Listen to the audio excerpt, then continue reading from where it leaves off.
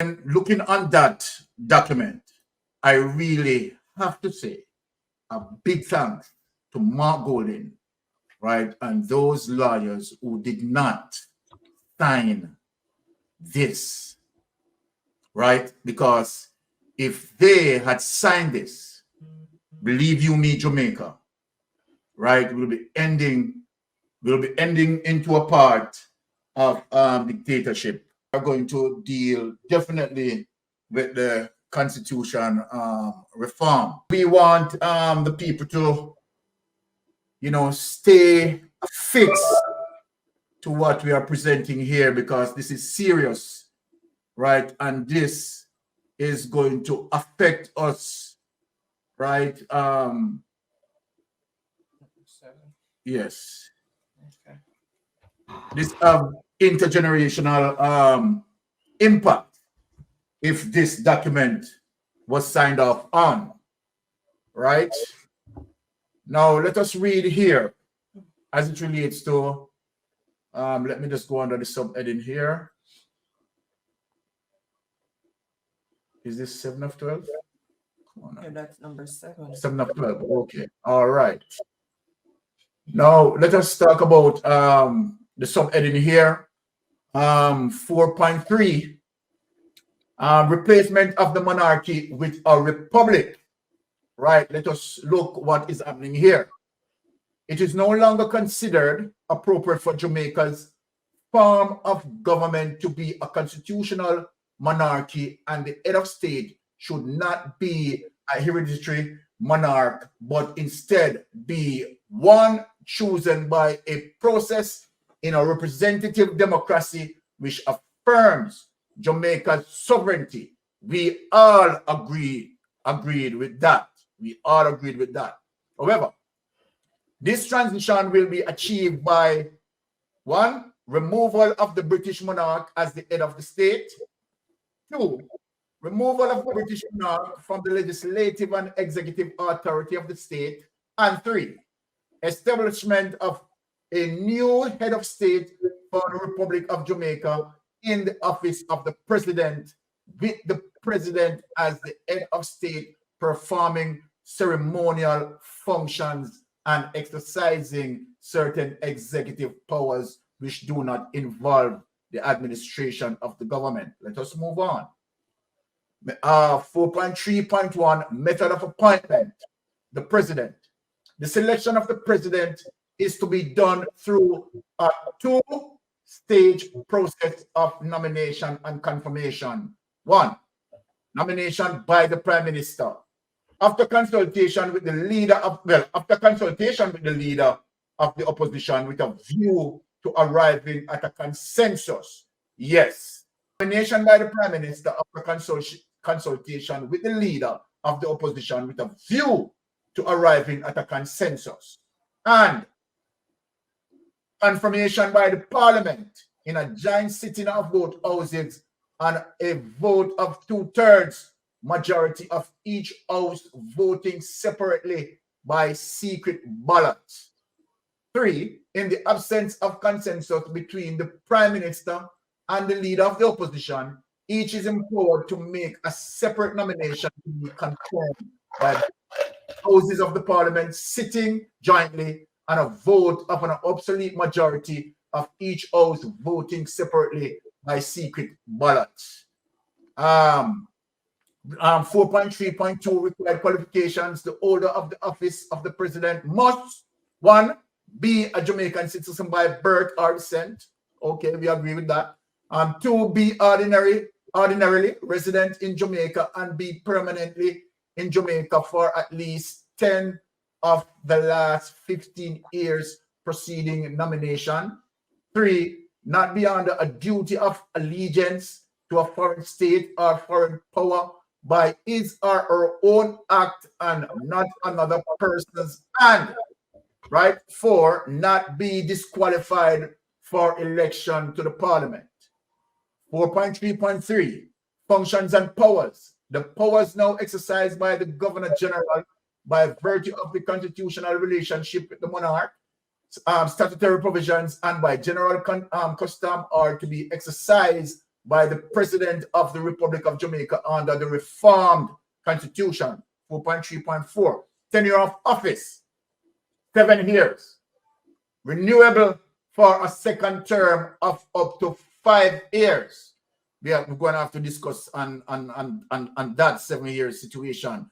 Now, this is interesting, people, right? Immunity from suit or prosecution in respect of, 1, the performance of the functions of the office of the president or any act done by the president in respect of the functions of the office, and 2, any act not involving treason, fraud, violence committed during the term of office. Let us take that away before we go to other documents, and let us go to the panel, right, for the panel to break down this. So first of all, I'm very concerned that a ceremonial president has been foisted on us, and we've had no choice in the matter. You know, at the very beginning of this, the whole conversation was whether we should have a ceremonial president or an executive president. A ceremonial president being one selected by the prime minister in consultation with the leader of the opposition versus one who is elected by the electorate, you know. Now, personally, I would have preferred to have an executive president who we as the people would have elected in the same manner that we elect our representatives. Firstly, we don't really want the president of the country to be an extension of the government.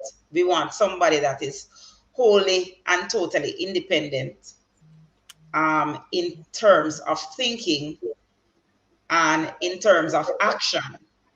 Because we have to consider that even if, in the case of a ceremonial president, it would be very hard pressed to have somebody who is not affiliated with the governing party, seeing that the prime minister chooses after consultation with the government, and in the case that with the opposition leader, and in the case of no consensus, then it goes to secret ballot. And if the government has more parliamentarians, and as you will find out later in the discussion, more senators, then clearly the choice will be that of the prime minister. So the person selected, therefore, would more than likely be an extension of the government, right? Okay. Just another pencil pusher for the government. But further than that, what I am not sure of, because it is saying basically that the person would have the same functions as the current Governor General. You see, I find this very strange, because when Mia Mottley of Barbados decided to go Republic, and the pressure was on Andrew Holness to follow suit, his excuse at that time was becoming a Republic shouldn't be empty symbolism. But the manner in which he's going now basically is exactly that, empty symbolism, because he's simply replacing the head of state and changing nothing else, you know. So that is another concern of mine. If we're going to exercise in constitutional reform, in the practice of constitutional reform, we should reform the Constitution properly. It shouldn't just be piecemeal, or as he said, empty symbolism, because that's what it appears to be, in my opinion, right now. Okay. All right. Kamala, let me play the devil's advocate in terms of poking some questions in terms of what you are saying. Because what you're saying is that as it relates to ceremonial president and executive president, your preference is to an executive president, right, for it to go to the electorate, right? But let me play the devil's advocate. What if the situation that exists, right, exists for the purpose to say, okay, all right, we don't want the budgetary constraint that we are going to deal with, you know, a general election, and we have to budget it for that. And then we are going to have to deal with, you know, dealing with, you know, election for the election and budgetary expense for that. So I am playing the devil's advocate. How you see that? Well, you can simply have the election at the same time as the general election or the local government election. It can be tied into either one, because personally, I believe that Jamaica should have been at a state. Now, what I would have loved to see in the changes to the constitution was that we directly elect our prime minister as well as our president. Yes. Instead of relying on the majority, the parliamentary majority. But I personally believe that it could be done at the same time, just as how Portmore elects a mayor at the local government level. We can elect, the entire country can elect a president on the same ballot that we elect our MP. It is not complicated. Yeah. Very good. Very good, Kamala. And so then, let me voice my subjective opinion. I do agree with you as it relates to going to an executive president. And as we said, because we played the devil's the devil's advocate in asking that question, and of course we can have both of them, right, running parallel, right, merging together, right, which makes sense, right, for us. And having the people involved in the choice of choosing the president. So I am going with Kamala on this. Ratty, Kamala answer as it relates to the ceremonial and executive president.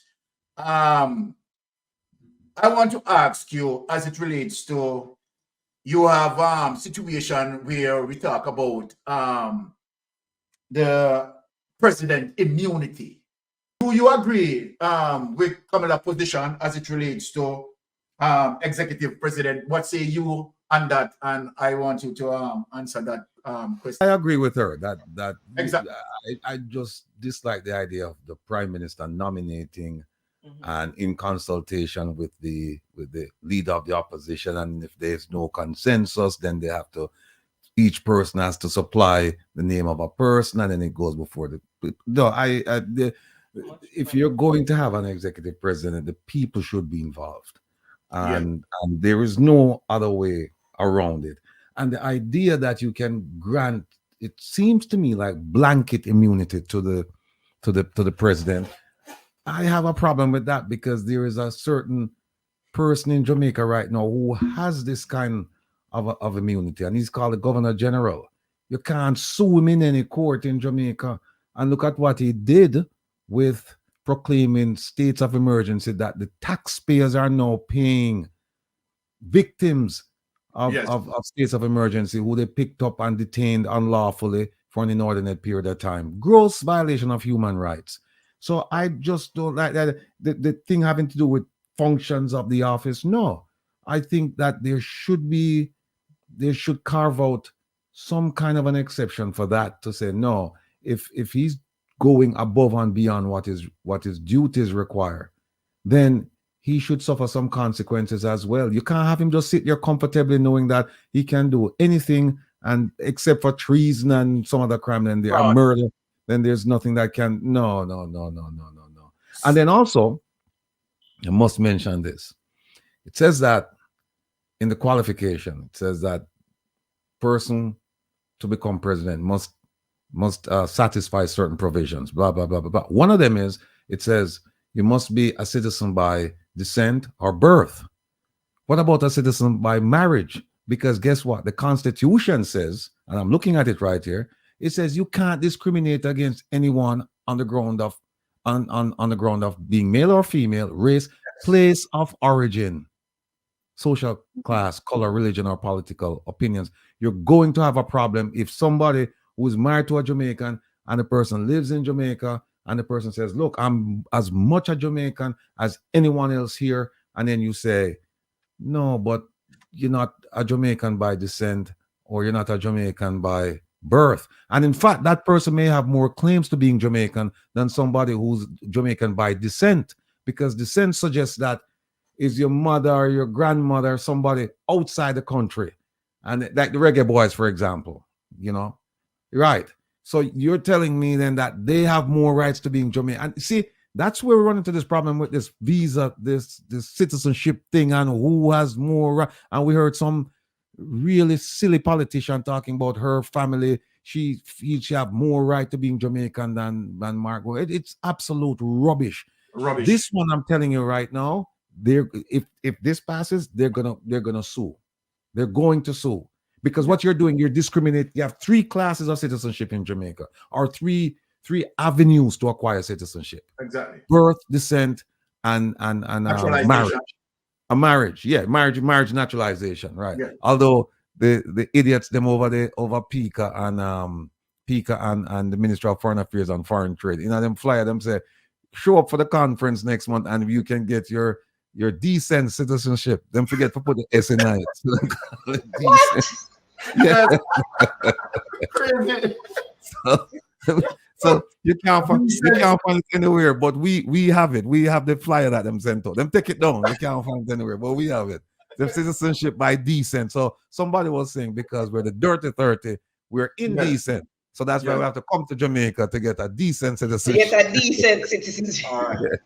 So that's where I have my issues. And by the way, the Governor General, and I've had this discussion with a lot of people, the idea that you're going to give the president the same powers as the Governor General, people don't realize how powerful this person is. He has not exercised the power, but the power is there. I mean, I did a program called Who's the Real Bro God?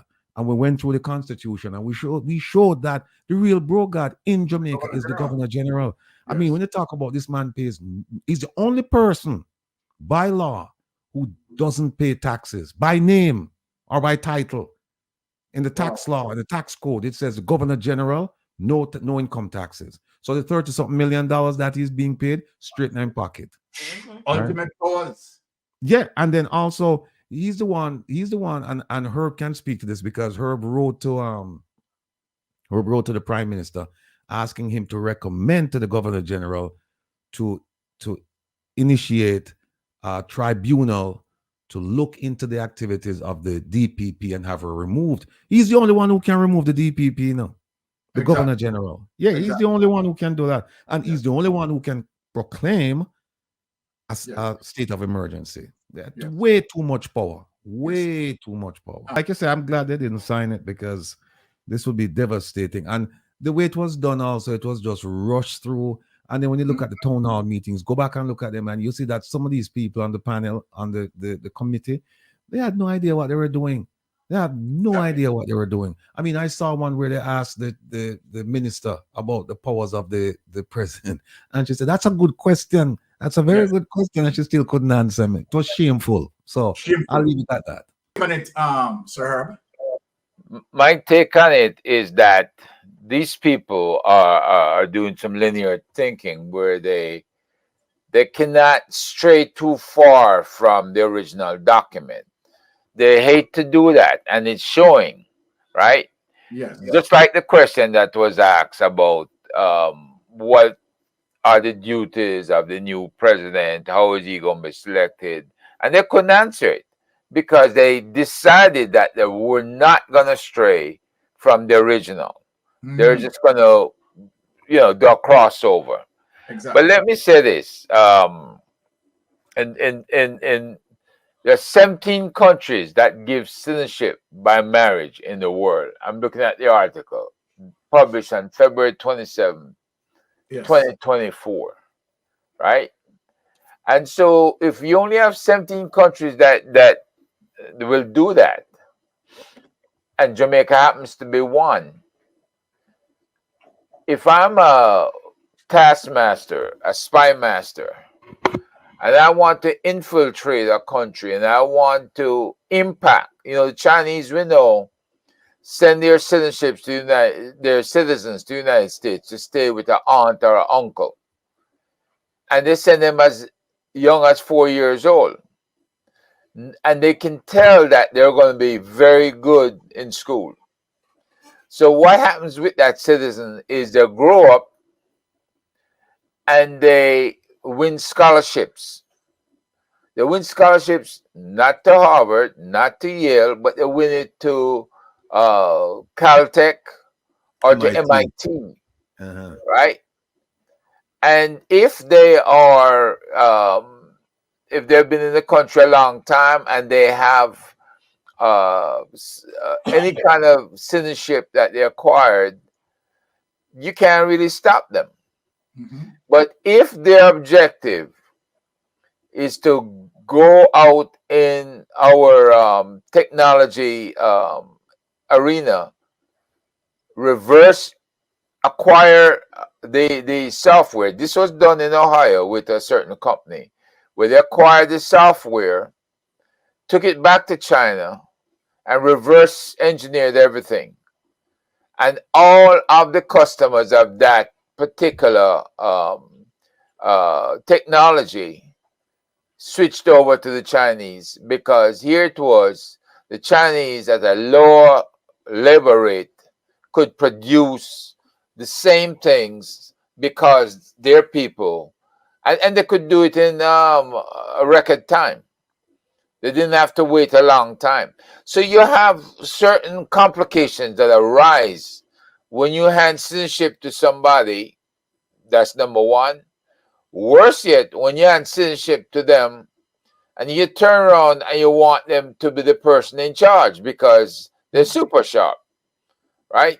I'm not sure if I would put Elon Musk in charge of Jamaica with his ego and with his other proclivities. You cannot tell what direction you're going to be going in from 1 month to the next. And so I see a danger, just like the other countries do, of giving citizenships away, one, and two, making the person who just became a citizen after 5 years or 10 years for that matter. At one time, I could not hold a top secret SCI clearance, which is one of the higher clearances in the US intelligence community, unless I'd been in the US for 10 years. And then they got rid of that. And still, it's hard for some of these security managers to get it out of their heads that I am not Jamaican, that I am in fact a US citizen.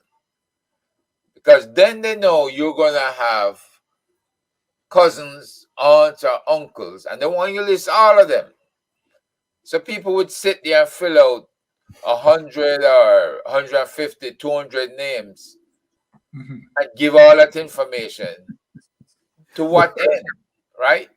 So the bottom line is they're being very cautious in not allowing citizens by marriage to become president or prime minister, or it's possible they can become a senator, like we see with, or they can become a senior advisor, like Kissinger was.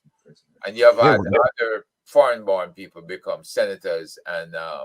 But the problem, Herb, with that is that while you explain why it shouldn't happen, you also explain why it should, because you could have a naturalized citizen. A naturalized citizen, of course, in the US cannot become president, must be a natural born. But you can have a naturalized citizen being a senator, being a congressperson, being an advisor, and still having access to SCI top secret clearance. And you're absolutely correct about the SCI top secret clearance, because and I think there's an element of racism attached to it, and I say it because of this. The things that you and I went through with that SCI top secret clearance, I know a lot of people of other persuasion who did not go through the same things we went through. Even though, if you look at their lineage, there are a lot of people outside the country, and even when I was going to South Africa, they gave me a difficult time. I had to go through agency checks, State Department, and then there are people who come from the country that they've been reassigned to, and because they look different than me, no problem. So there's an element of racism involved in that. Yeah, but and I remember at one point you could not sign a German who had become a U.S. naturalized citizen back to Germany, because they would be targeted by the East German secret police. I hope people understand now. I hope people understand that the current U.S. ambassador to Jamaica, the position he's in, I hope they understand that. Yep, that's a good point, because I'm sure there's a lot of people that keep an eye on him. And he feels it. He knows it. Who is that? The Jamaican ambassador, Yeah, the the US, US ambassador to to Jamaica. Yeah. Oh, okay. Yeah. So we do go through this scrutiny like nobody else will.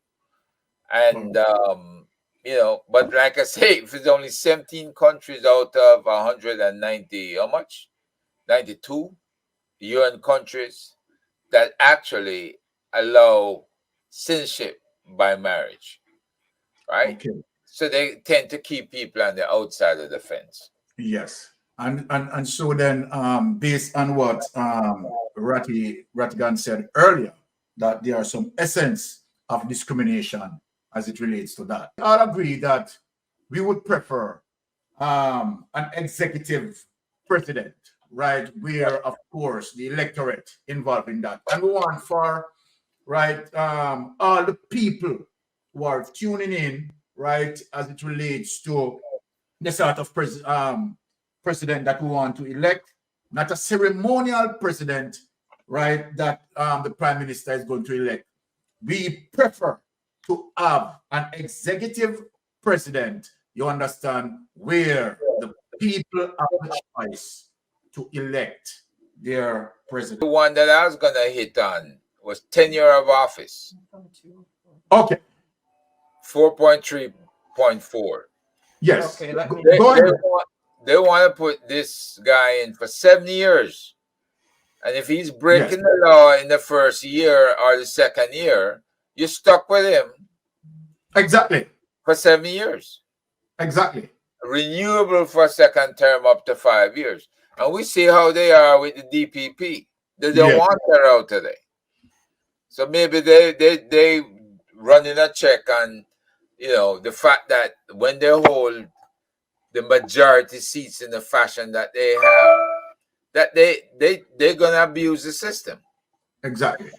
Yeah. And based on what I see structured here, right, is actually preparation as it relates to this government, and I'm going to say it clear, right, seems to want to get away, not be accountable for all the wrong that they have done. Absolutely. Based on what we are seeing. When we get further into other documents, we are going to see that reveal. All right. Now, 1 sec. Mr. Rattigan, Karen is asking you to just expand on what you were saying about the U.S. ambassador so they can understand. All right. Okay. Herb, you want to take it, or you want to take it, Herb, and I'll follow Yeah, up. I can do it. Listen.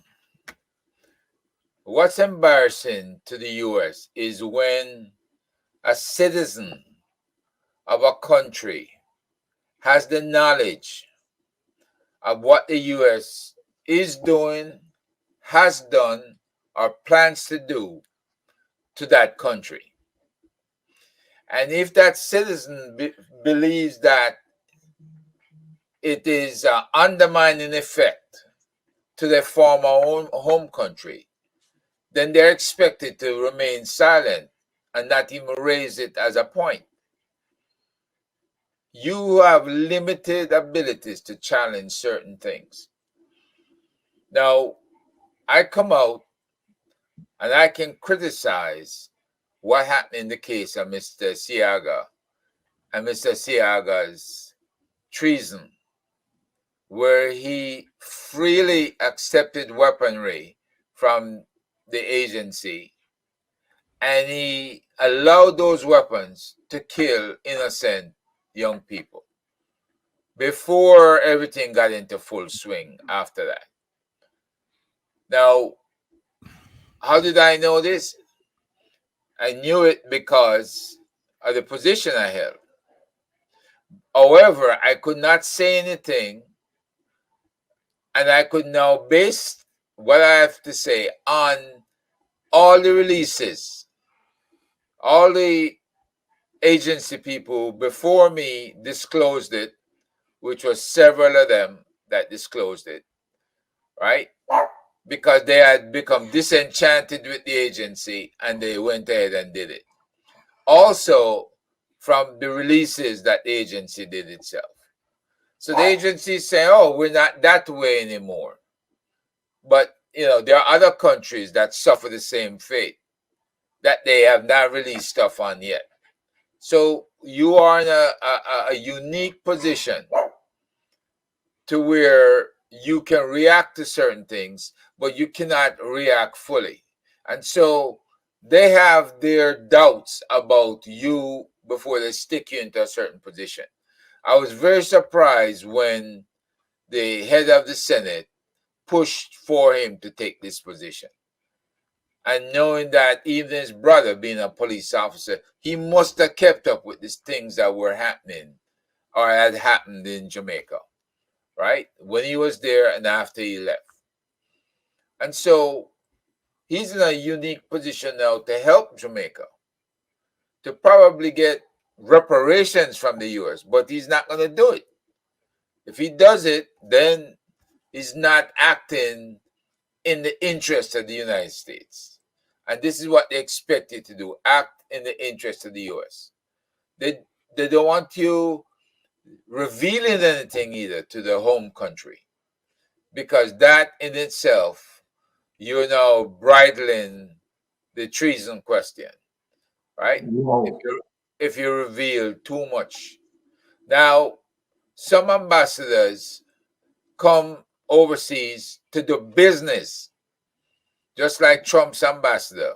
He wants to do telecom business, and he's doing it with Mr. Voss, right? Or ambassadors in other countries. They're doing business in those countries. They're enhancing their own wealth, and they were big contributors to the president, so they get the position. This guy wasn't a big contributor to the president, I can assure you. But he is close to the head of the Senate. So there are certain ways that you get into these jobs, and it has nothing to do with your skill set. You don't have to speak the language. But thank God Jamaica speaks English, and the English-speaking folks can now vie for the positions overseas, especially if they have an industry that they know will do well in Jamaica and they can invest in Jamaica.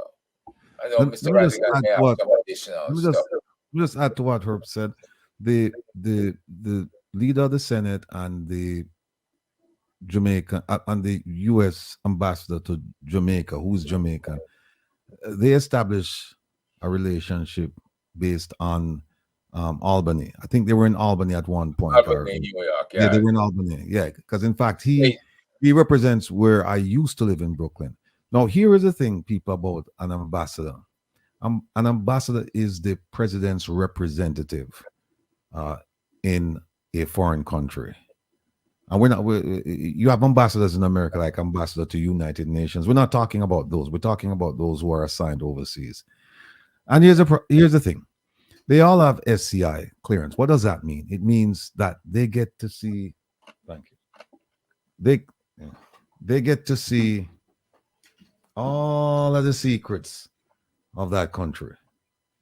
Now, can you imagine you have a Jamaican who's sitting at representing the US, and he's getting to see everything that the agencies are collecting on the Jamaican government, and he's sitting there. And they know this. They know he's Jamaican. They know all about his connections. They know more about him than he knows about himself, because he was completely looked at before he got that job. And you can just imagine that unless he's an idiot, he has to realize that every move he makes, he's scrutinized, because there is some information that are so sensitive in any country that you really don't want anyone to know about.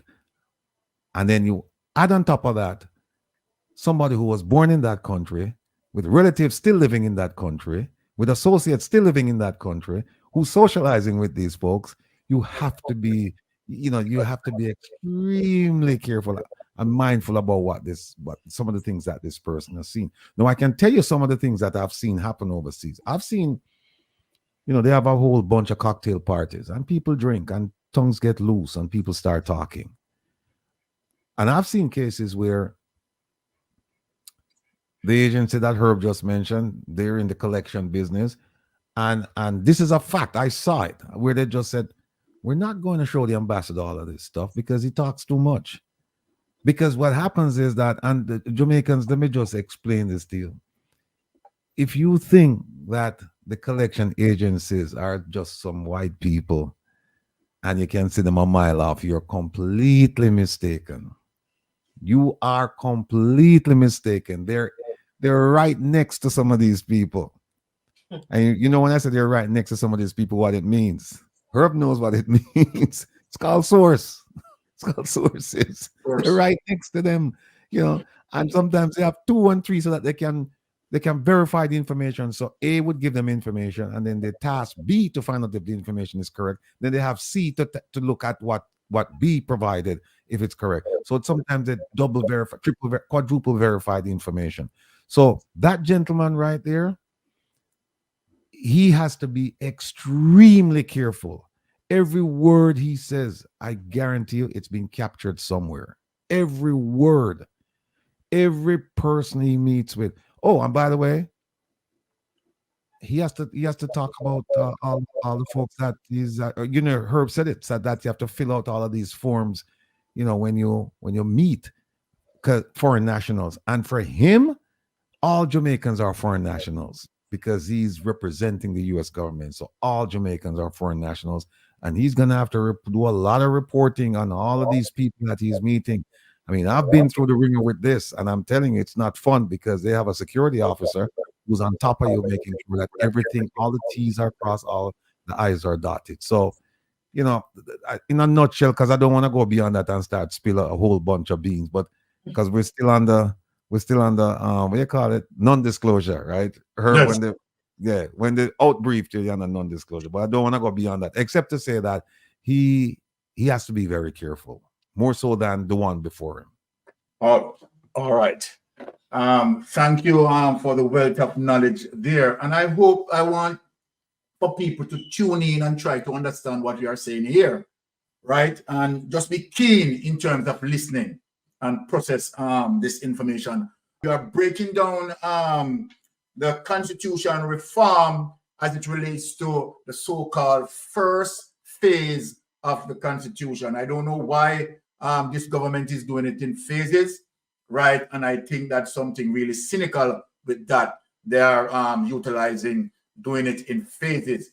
We know as it relates to this government, being deceitful. I am saying it out loud, clear and plain and trickify, and we don't trust, right, this government to even involve in, right, drafting our constitution. We are saying it loud and clear. And so far, what we prefer, not a ceremonial president. I want the people to echo it, hear it, right, and pull behind the mission of what we are doing, right, and the drive in terms of what we are saying. We are driving for what we call an executive president, the one that will elect by the people. And so then the general consensus meet out with the people. And I do believe in that and endorsing that. So the president during transitional period, a transitional president be appointed by the prime minister after consultation with the leader of the opposition. We have already said, no, we are not going to agree with that. We prefer what we call an executive president from among the custodes or from among the president's council, the former Jamaican Privy Council. The system of government, retention of the parliamentary cabinet system. 4.5, citizenship, criterion for membership in parliament, eligibility for membership to the parliament is to be Jamaican citizenship and exclude Commonwealth citizenship. No, sir. Look here. This look like me. I will come out for my proper tuning right now. What is that, say what? Read that again, Mystic. Please read that again. 4.5 citizenship criterion for membership in Parliament. Eligibility for membership to the Parliament is to be Jamaican citizenship and exclude Commonwealth citizenship. Oh, what this year? No, sir. All right, but we just leave it for later, no? Because we are going to break down this. What a piece of water and it's this. References to Commonwealth citizens are to be removed from the reform constitution and be provided for in ordinary legislation. Okay. Disqualification from Parliament to be expanded to include conviction for offense of treason and conviction for any offense involving fraud or violence where the person has been sentenced to a term of imprisonment for a period of 18 months or more. 4.7, impeachment process not to be in. Oh, what? Hey, how are we really going to say? No, sir. So Andrew Holness is automatically going down the road of dictatorship. And as I said, people, this constitution that's being drafted here clearly is now saying to us, all Jamaica, and I want everyone to see it, that the level of corruption, the SSL, right, the illegal awarding of contracts, the misappropriation, right, the $1.7 trillion that missing from the treasury, and what the 4.7 impeachment process not to be included in the reform constitution for reasons set out at paragraph 6.3.2 of the report. Fixed general election dates not to be included in the reform constitution. How what do this now, people? This is full dictatorship. All this time, I have been speaking on my channel, saying that Andrew Holness is a dictator. People, here it is, that Andrew Holness is now taking on the role of dictatorship. This, we cannot allow this. Under no circumstances this can be allowed. 4.9, extension of the life of Parliament to be expanded beyond when Jamaica is at war, to include disaster created by or as a result of the occurrences of any earthquake, hurricane, flood, fire, outbreak of pestilence, infectious diseases, or other calamity, whether similar to the foregoing or not. Such an extension should be limited to periods not exceeding 6 months at a time for a maximum of 2 years. Composition of the Senate increased from its present membership of 21 to 27, appointed by the president as follows. Before you go any further, Sam is asking that you explain the difference between executive president and ceremonial president. Okay. Understand.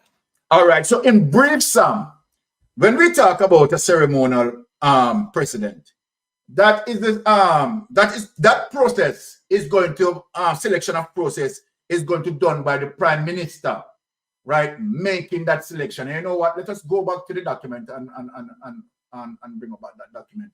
Where did we get that from? 8 of 12. And also the difference between that, the executive president is one that is going to be elected by the people. The ceremonial president simply selected by the prime minister, right? We are not going for that, right? We are the prime minister selecting the president. We prefer the executive president. Simply means that president has to be selected by the electorate. I just want to understand the difference between the two. Right, so that's the difference between. As it relates to, you are seeing there, where no impeachment clause in the Constitution, Tara. Right? What do you say on that? We can't say we are surprised. We cannot say that we are surprised at what we are reading. You understand me? I just know all these bank robbers that were caught. They should have called Andrew. So Mhm. Andrew could be the escape man for them. This man has no scruples when it comes to certain things. This man has nothing about him. And of course, you always talk about him being a dictator. We see it coming out. We see those traits coming out more and more. We see reason for us to think that he is that. All the things that he knows that he would have to answer to if certain things happen. They are tripping over themselves trying to pass reform bill so that they won't be held accountable when that time comes. It is clear and it is evident. And as I always say, it's not that we have not seen corruption before. It's not that we are not used to politicians being corrupted. But it's the first that I am aware of that it is done so blatantly and the oftency in which it occurs. You know, it is even more damning than anything else. And if anybody thinks that one is better than the other, it's a perfect duo, husband and wife. But I saw somebody in the comments say they're interested to know when the silver bangle is going to go on him. I would want to see that they or anybody else who is liable for that to happen to them. We want to see that because this man does not care. This man does not care about the nation. This man does not care about the people. All I see this man doing is planning escape routes left, right, and center. Perfectly right. Herb, let me take it to you with this as it relates to what we have just read. What say you on the subject matter? Now, I have to fully agree with is Tara, right? Yes. I have to fully agree with her because what he's done with everything that they're doing in office, everything he said previously he would do within 100 days, he's now reversing himself in writing. And that's why they believe they have enough people to influence the process. And you have to depend on maybe having some criminals on the other side that would complete the process. But I hope that decent people on both sides hold firm and don't sign on to this garbage, because we need to have a process that is punitive in nature when people do wrong. We don't need an executive president who is immune from prosecution. And we don't need any slipstreams written into the Constitution that will ensure members of parliament escape judgment based on some loophole in the Constitution. Yes. So we have to be transparent, and we have to have full accountability. And I don't see full accountability here. I see them trying to put a loophole that they can slip through and get out of things when it's time. And you don't want to suffer through a boring and a corrupt prime minister anymore. You want to have the means that when he refuses to file what he needs to file, that they will remove him promptly. And just like St. Kitts is doing, put them on trial, put them out to pasture. You're in the wrong place, wrong profession. And so we need to adapt the same principles as St. Kitts, because these people are not doing Jamaica any good. Yeah. They're going to milk Jamaica dry. And when they finish, there's nothing left for anybody to recover. That's my take. This is quite really serious and messy for the Jamaican people, right? Yep. That we are now preparing, right, a constitution, right, as a get out card out of prison, right? Because basically that's what it is, Yeah. right? That they are putting in these laws, right, to ensure that they are, you know, they have not been they are not going to be held accountable, right? This is vicious to the Jamaican people. So then Andrew Holness is crafting his way, right? Which is now showing us, based on what we have read, that definitely, right, is so guilty of corruption. 1 second before you go any further. Lady Bug is saying the Prime Minister is still going through with this president thing, although the opposition didn't sign it. Please do, because this document sounds like communism. So she wants to know if he can still push it through, although Mark Golden didn't sign on to it. No, based on the constitutional law, law that we have, right, he has to get consensus from the opposition. So we don't care whether they want to push it to through cabinet. From once the opposition, right, is not in an agreement, right, then it cannot be effective. And if they try to do anything else, it simply is it will be going to the court. 4.5, they mentioned saying that one of the requirements to be a member of parliament is that you have to be a Jamaican citizenship and exclude Commonwealth citizens. Yes. How do they define citizenship? Do they define, when they say you have to be a Jamaican citizen, does it mean that you have to live in Jamaica, or can it be a diaspora member? I'm not sure. I didn't see a definition for that. How do they define Jamaican citizen? And that's pretty much confusing, because based on what I'm seeing there, it seems like they are totally excluding the diaspora. Mm. Well, In terms of my understanding.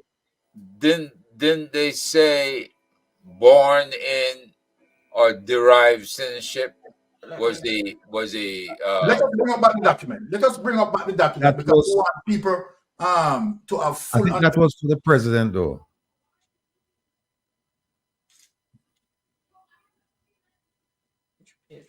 Yeah, that's for the president. Yeah. Oh, that's okay.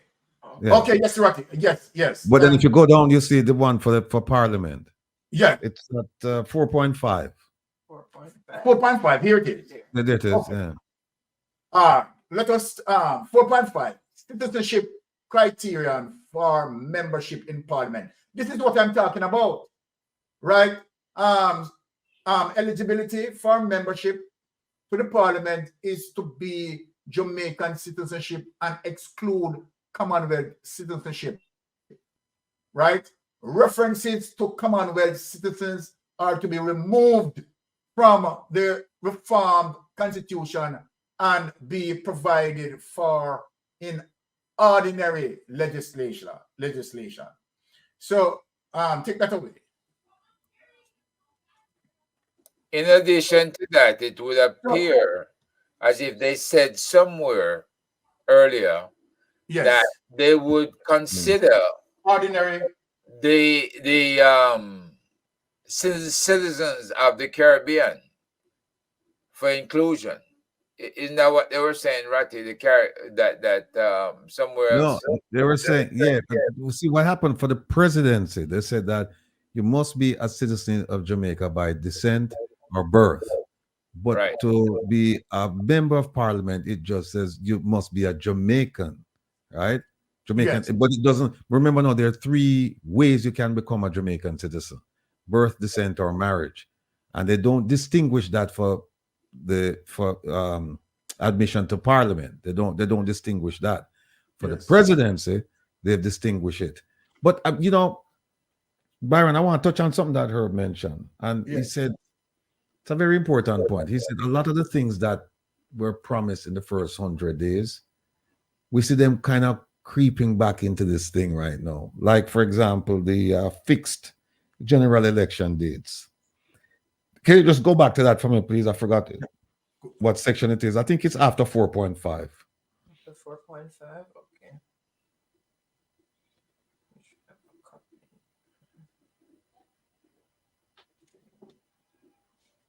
Fixed general election date. Yeah. All right. There's one right. Yeah. Not to be included in the reform. See? No. 4.8. Now remember, and we have it on tape. Everybody has seen it, where he said within the first 100 days, we will submit legislation for fixed general election dates. Yes. And now you say we're not going to include it in the Constitution. I mean, you would want that to be enshrined in the Constitution to say on this date, at this time, there will be a general election. That way you take all the guesswork out of it, you take all the politics out of it, because everybody knows that at a certain point in time there will be an election. So they move that. Then the impeachment, not to be included, and they give the reason 6.3.2, but he promised that in the 100-day thing. He promised that they're going to be impeachment so that you can remove people who are accused and found guilty, of transgressions. But it's right there. And then this part 4.6, where it says you can be disqualified from Parliament upon conviction for any offense involving fraud or violence, where the person has been sentenced to a term of imprisonment for a period of 18 months. I don't agree with that either, because you know what's going to happen. Yes. You know what's going to happen. Exactly. They'll get sentenced to 15 months. They get sentenced to a year when they should actually get 5 years. The judge was, I'm going to sentence you to, or sentence you to probation or something like that. Yes. They're not disqualified. They can still. This document is completely. I don't hate to say it. It's flawed. It's flawed. I'm gonna ram it down our throats and think that, well, then we're just gonna just roll over and say, fine, no problem. You can sign and let's move on. But I'm telling you, this Jamaican diaspora here, as well as a lot of Jamaicans in Jamaica, our eyes are wide open. We understand every move that they're making. It's exactly. It's not 50 years that it's not 30 years or 40 years where they could just say something and people say, yeah, if the government say it, then it must be right. These days we're challenging everything, and they've given us reason to challenge them because they've showed that they're dishonest and they're untrustworthy. My goodness, this is in front of our eyes, and we just want the Jamaican people to see. Let us just expand it again, right, so that people can just look at this. This is crazy, right? Let us put it up big again, right, and show people what Andrew Holness is doing.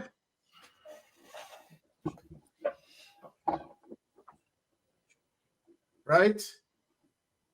This is crazy. Impeachment process not to be included in the reform constitution for reasons set out at paragraph 6.3.2 of the report. You have to visit 6.3.2.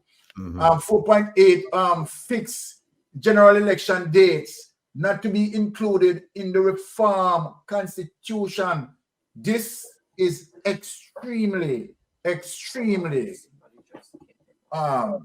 serious. 15 members on the recommendation of the Prime Minister, right? 9 members on the recommendation of the leader of the opposition, and 3 members in the president's discretion from among outstanding persons in the private sector, civil society, faith-based or community-based organizations, or the sectors of society as the president considers necessary, right?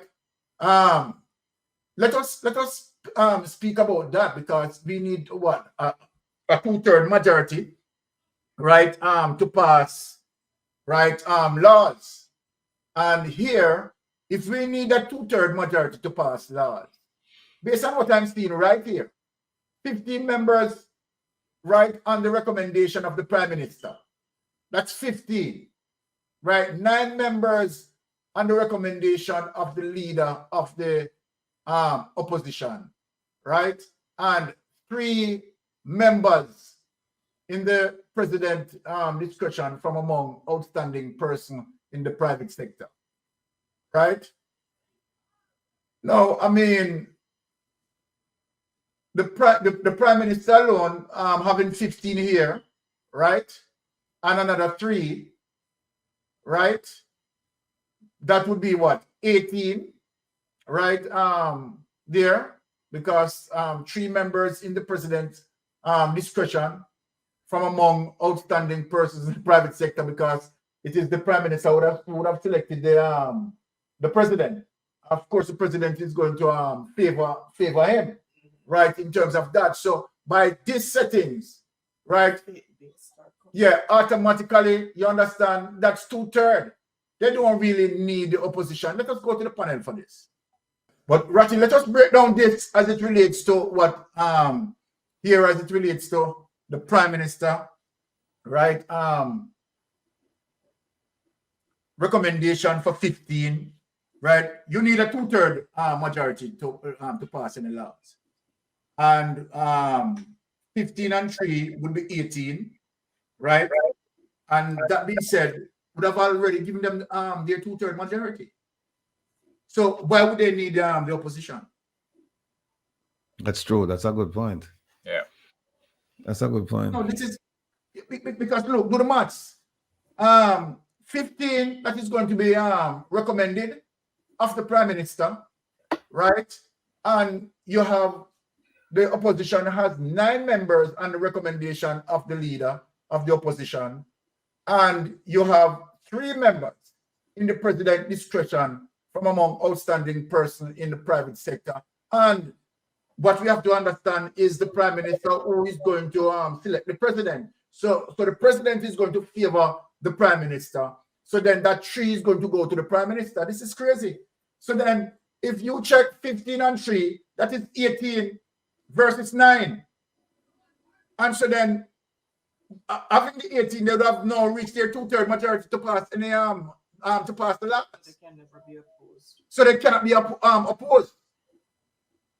So I don't know, for persons who sign off on this, they didn't see that, Ratty? Yeah. This They would is have ridiculous. that would be 2/3. Yeah, you're right. That would give them a 2/3. Exactly. Yeah. I think who's that guy from the St. Thomas George, the one that do the math? I think they've been using him to do the math. Come on. No, Herb. I know No. him alone. Remember the prime minister said that when the lady asked him, I think I rate down, and just say, you need to raise the minimum wage. That was when they raised it from 8 to 13, and him saying him raise it 100%. 100%. 2 years at 13. No, extend it again. Let the people see what we are saying, because I want them to really understand and follow. You know, No, Like what we're Mr. saying here. They clearly will see we have an education problem in Jamaica. All right. Has So to do with math. Nobody can do math. this is crazy. So here it is, people. Here it is, right? 15 members on the recommendation of the prime minister, right? For the opposition, 9 members on the recommendation of the leader of the opposition, right? Having 9, and 3 members in the president's discretion from among outstanding persons in the private sector.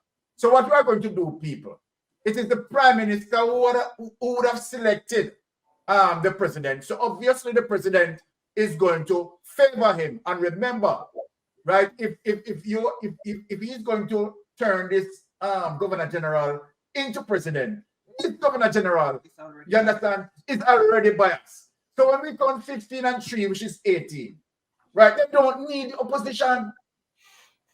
They don't need opposition. So then let us, this is serious. This is serious. Let us go back to panel. Clara, what is your say on this situation here? Boy, me over here saying I'm one bewilderment, because I am not mathematically inclined, you know. But me know Yeah. say it wrong till it can't wrong no more. The math not mathing according to what people would say. You understand me? And again, we go to the blatant way in which these people they have done things. And they're just snobs. And if people realize they're snubbing the diaspora, that's what they're doing. So when you talk about the citizenship and you talk about removing whatever when it comes to no name for that supposed to be included and all that, Andrew is rude. and his minions are worse. This is crazy. And yes, and I can only appeal to the Jamaican people. Open your eyes, and it's one way you can take care of this. We can't say it enough. The finger with the ink, because that's where we're still at. You know what you have to do, and you know it's not supposed to be the other way around. He's whoever we put there supposed to work for us. Don't you ever forget that. You understand me? And if you are there and you're not seeing benefit, but you see one person filling his coffers, and you see his cronies growing, and you people are still in the same place, there is a problem. But I think we need world wide sensitization, because most people just have a myopic view of whatever it is they think that they want, and they come out and say two things, promise two things, and sprinkle little something here, sprinkle little something there, and then they're lost. They forget all the troubles and all the things that they are disgruntled about. Yes, it's crazy. Ratty, you have anything to say on the issue? There's somebody in the chat who I don't think they understand it. Could you explain? Could you put it up back and can I explain it to them? Sure. Oh, okay. Yeah, somebody was saying that they're not quite sure. Oh, I must have missed that comment. It's Laverne Baker, so she's not getting the point. Hold on. Okay. 1 sec, Mr. Artigan. Oh, one second. Hold on. You're right. Hold on, man. Okay. So let us get back to 4.10. Composition of the Senate increased from its present membership of 21 to 27, appointed by the president as follows. So this is the composition of the Senate, right? Now of the Senate there, you're gonna have 15 members on the recommendation of the Prime Minister, right? Now you're going to have 9 members on the recommendation of the leader of the opposition. You are going to have 3 members in the president's discretion from among outstanding persons in the private sector, civil society, faith-based or community-based organization, or other sectors of society as the president considered necessary. So what we are saying here, sister, is that for the president to have the ability to do the recommendation for 15 persons, choose 15 persons, right? The opposition only have 9, because remember, my sister, that it is the Prime Minister who would have, based on what we are seeing here in the draft, would have now selected the president, right? And so then what we are saying, that the president now would, favor, would be biased in that situation, particularly this Governor General that they are planning to make him into the president. If this is so, then when we add 15 and 3, that would be 18, right? So then you need 2/3 majority to pass any law, right, as it relates to the Senate. And so then that 15 and 3, which is 18, they would have now reached 2/3. So they don't need the opposition 9. They don't need not even 1 from the opposition. And which, in terms of when we're talking about passing laws, right, we need a system of democracy, right? So this is what I'm saying. I hope she understands me. We are talking about, we don't see a system of democracy there. That is dictatorship to me, right? Because he would have now gotten the 2/3 majority based on his 9, right, that he's going to select. Is what was it? 15. It's 15 that he's going to select, And then the 3 that coming from the president. So that is a no-burner. That is totally a no-burner, right? Where that is concerned, right? I hope I answer that question. So Ratty, you have anything to add on that? No, I think hit the nail right on the head, because if the Prime Minister is going to nominate the president obviously is not going to nominate somebody he doesn't like. You know, Yes. it's going to be somebody that he knows and somebody that he respects and somebody that he likes, and maybe somebody that he can influence. So Yes, exactly. yeah.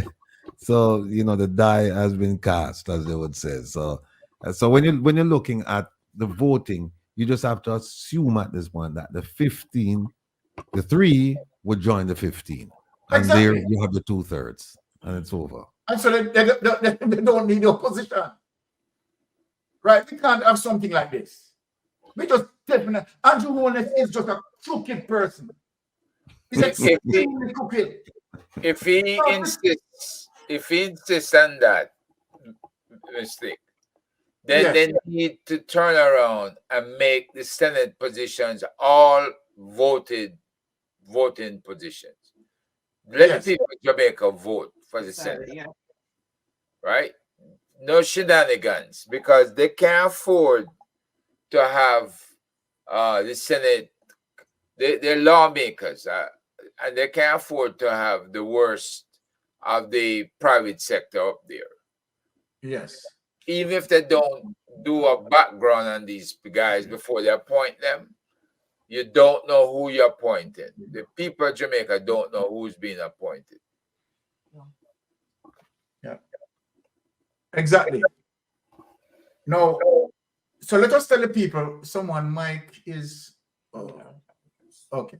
Let us tell the people who are with us today that what we prefer, right, is an executive president, right, one that will face the electorate, as opposed to wanting a ceremonial president where the prime minister wanted to choose that president. So Jamaican people locally and in the diaspora, we are vying for what we call an executive president. That is what we are vying for. So modification of citizenship provisions, that in addition to the recommendation of paragraph 4.2.14, privileges may be conferred or special provisions made for citizens for the Caribbean community by way of ordinary legislations. 4.12, the Electoral Commission of Jamaica is to be incorporated in the reformed constitution and be granted the same level of entrenchment as the superior courts in respect of its electoral functions, while excluding the functions of the ombudsman. The office of the public defender is to be incorporated in the constitution with the basic function and appointment process as stated in the current act, and be afforded the same level of entrenchment as proposed for the Electoral Commission. Final appellate court. No consensus was reached on the issue of the final appellate court. As such, there is no recommendation for an amendment to the Constitution in that regard. What? No, this is crazy. This is extremely crazy. Final appellate court, people. This is crazy. Let us back up here again, people. We have a problem here, right here. So again, 4.14 is a problem. Final appellate court. No consensus was reached on the issue of the final appellate court. As such, there is no recommendation for an amendment to the Constitution in that regard. However, consensus could be built through a meeting between the leaders, failing which the issue could be placed on the referendum ballot. Back to 412 and 4, sorry about that. Yes. 412 and 414. I think they're on the same page.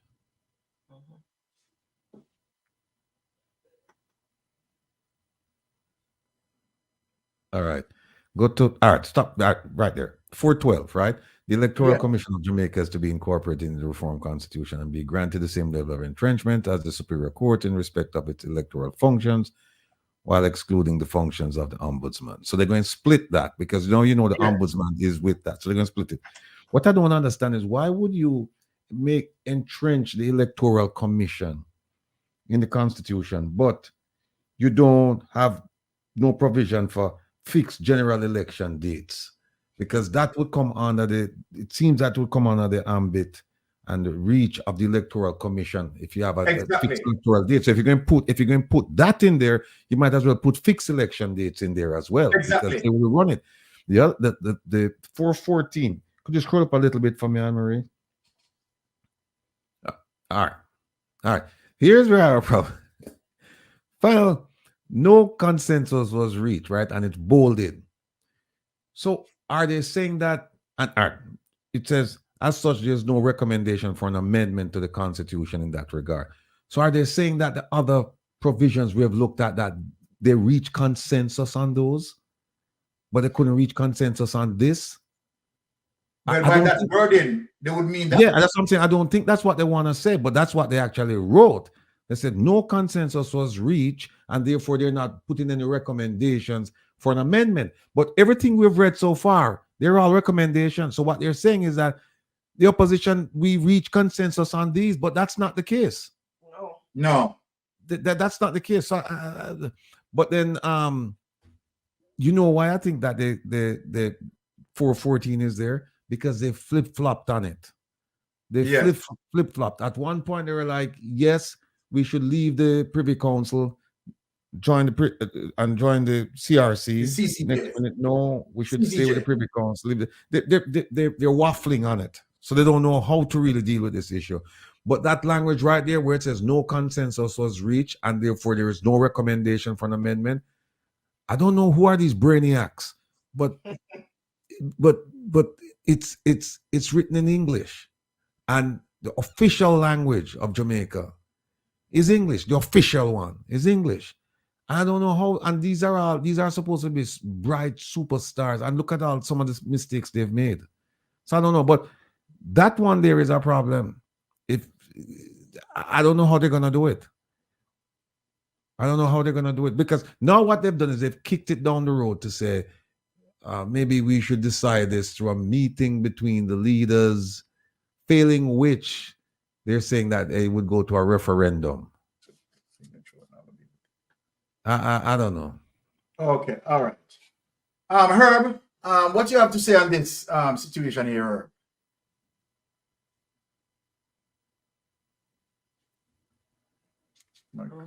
One having to do, and I started putting it in the private chat. The Privy Council and CCJ debate and a different analysis, and they're speaking to this. And one of the key things they said about the debate, right, is that the Caribbean court, when you consider it, it's being considered the independent of the colonial powers, and there are very learned jurists that are making the decisions. All right, the best of the best from different countries nominated to be on that court. Yes. Right, and they're making the final decisions for those Caribbean islands, with everything about the Caribbean islands that they're paying attention to. Yes. Right? That's necessarily not the story from the Privy Council. Right? The Privy Council, before Vibes Cartel, ask yourself, what happened to those cases that may or may not have been argued before them, where there was jury tampering? Was it the fact that the Vibes Cartel case was so significant they could not shield it, they could not hide it, right? And they had to make a decision. What happened? Because she, by her own mouth, she says she's done this before. Mm-hmm. Exactly. So what happened to those defense counsels in the past when she did it? Did they take her to the appeals court and onto the Privy Council? You see, that's why we need an investigation. Exactly. Because this government has screwed it up. They cannot be trusted. Period. I think one of the issues why Mark Gordon instructed the lawyers not to sign off on was exactly that, to the fact that, right, they wanted to keep the Privy Council, right? The government wanted to keep the Privy Council, and this is where the argument is that if we are going to go republic, we can't have 1 foot in and 1 foot out.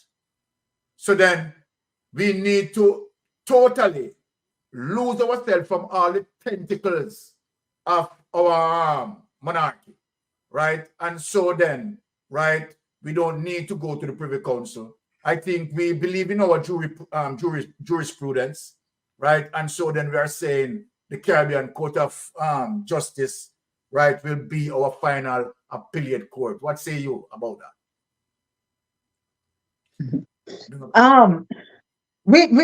I personally think that we need to move ourselves from the clutches of royalty, for wanting to put it a different way. But in light of some of the things that are coming to the fore, are we confident in removing ourselves from there and understand that we are going to be governed right here, and we have the right people, the right individual in the right place to do the right thing? Well, go ahead. Yes, I have no issue as it relates to our jurisprudence, right? I think we have excellent judges. But what we are looking on, Tara, the significance of this situation in terms of moving away from the Privy Council. How many persons are going to deny justice as it relates to, right, how expensive it is for one person to go to the Privy Council? For one person to go to the Privy Council, it's actually $134 million. Now, I want $134 million.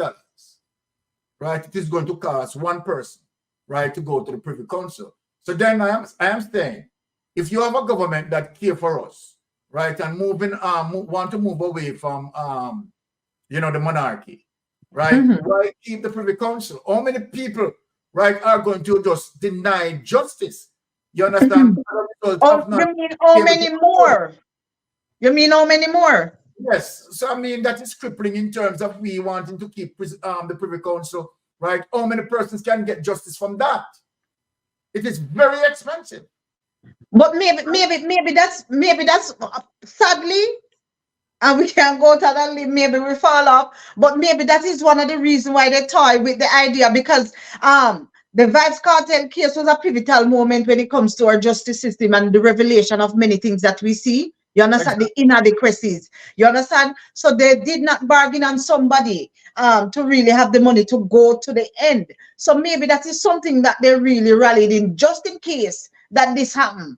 We will know that it's not going to go further because it's not affordable. You understand what I'm saying? Yes. And that is where my mind is. I might be wrong, but that's because nothing else seemed to make sense to me, because what we want is something that is going to happen, and as long as it is going to be in the ambits of the law, then we shouldn't have a problem. But if you have all this added situation where affordability is concerned, there's not going to be many people that is going to be able to do that. Exactly. So we're going to have more people lost in the system, like the man that is how many years old that I see them just released from prison, but that's another story. But it does not make sense. In essence, keeping the Privy Council is denying, right, several Jamaicans justice. Right. I thought I saw something the other day where they said that you didn't have to appear in person for some of the cases, that you could argue it remotely. But even if that's done, just the paperwork and to pay the lawyers' fees, it's still going to be exorbitant. Most people in Jamaica will never see that kind of money in their lifetime. That's almost $1 million US. 100 and something million. 134. Yeah. Most of them will never see that kind of money. And I'm talking about for their working lives. They'll never see that kind of money. So where they Never. going to get money from? Where they going to get that money from to defend an action against them? Legal aid won't do it. No. You know, legal aid won't do it. But you know, we have 1.7 trillion unaccounted for. What? Yeah, exactly. Right.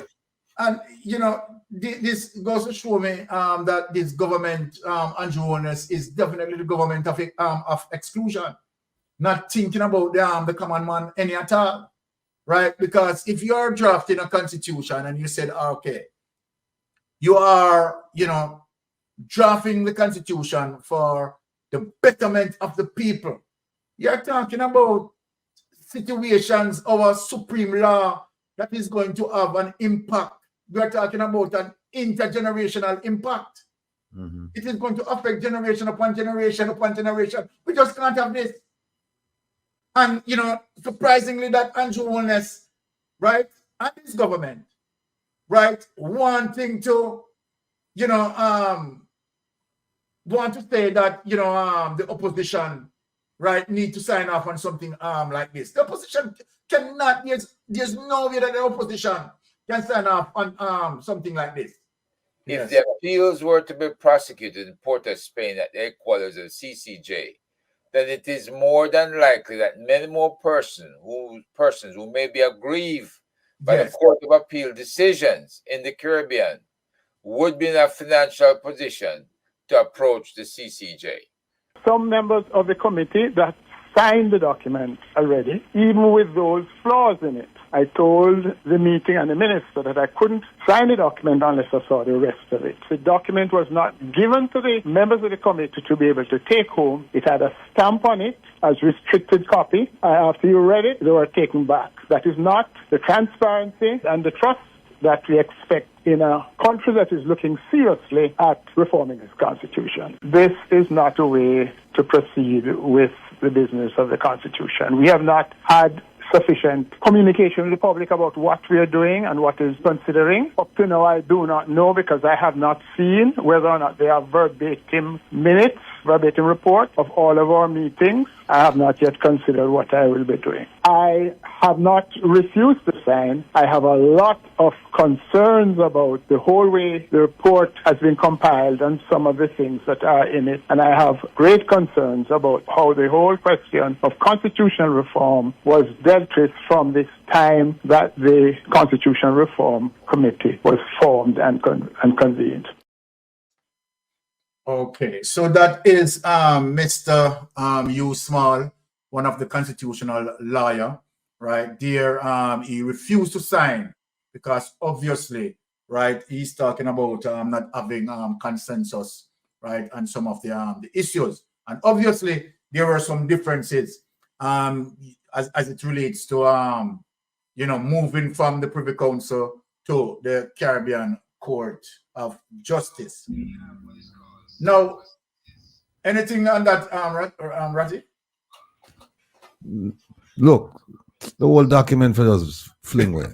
That's exactly. Exactly.